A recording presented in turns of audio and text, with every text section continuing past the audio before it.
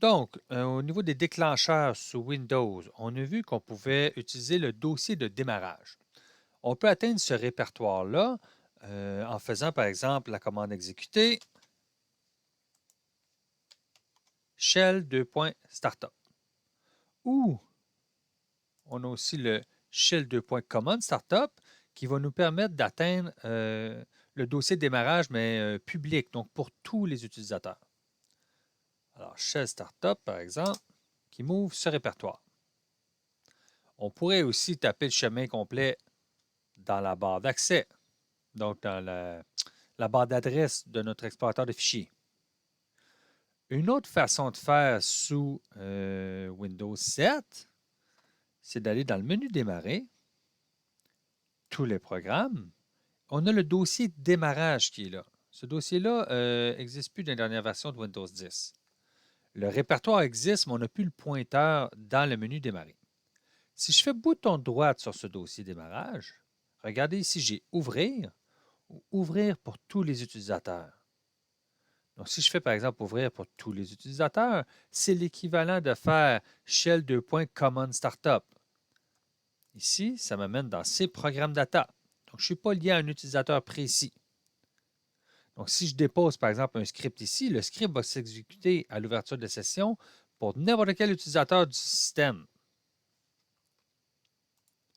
Tandis que si je fais bouton droit sur démarrage ouvrir, ça va ouvrir pour l'utilisateur en cours. Remarquez ici ce que j'ai fait, j'ai mis un raccourci vers la calculatrice. Donc normalement, à l'ouverture de session, je devrais avoir la calculatrice qui s'exécute. Je ferme ma session et la réouvrir. Vous voyez, la calculatrice a démarré toute seule. Donc ici, ça s'est déclenché à l'ouverture de session. Une autre façon de faire serait d'utiliser les clés Run dans le registre. Je vais par exemple créer un petit dossier. Mon dossier, je vais le cacher pour pas que l'utilisateur sache où est-ce que je l'ai mis. Tiens, je vais le mettre dans Windows. Je vais le cacher, par exemple, je vais le cacher dans Fonts. Tiens, personne ne s'attendrait à trouver quelque chose ici. Non, pas dans Fonts. On va aller ailleurs. Bon, dans Médias, tiens, par exemple. Ici, dans Médias. Donc, nouveau dossier. Je vais l'appeler script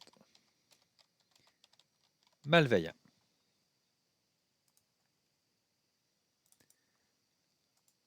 Je vais copier ce chemin. C'est Windows Media Script malveillant.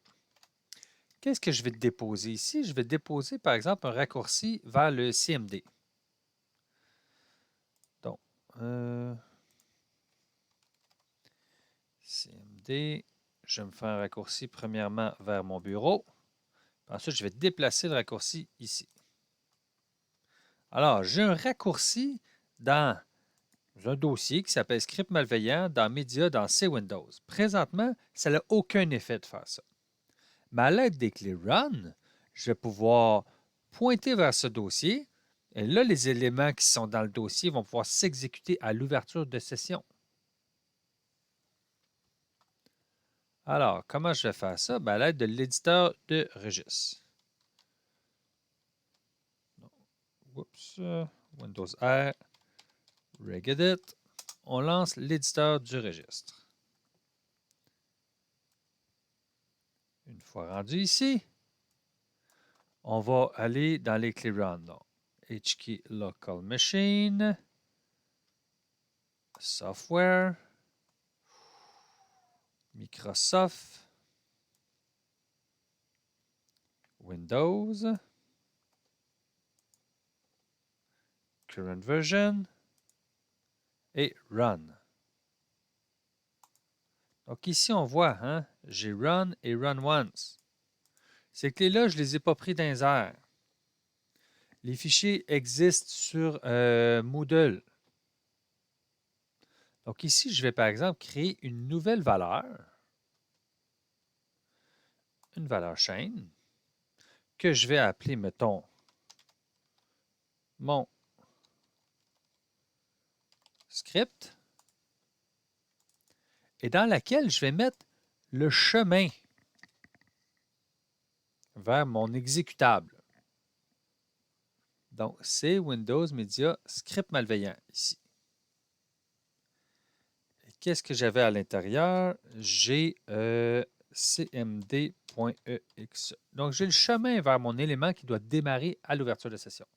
Si je fais OK, on peut voir ici qu'il y a une nouvelle valeur qui a été ajoutée au registre. Et la donnée de la valeur pointe vers le CMD que j'ai déposé dans le dossier script malveillant. Maintenant, ça devrait faire démarrer le CMD à l'ouverture de session.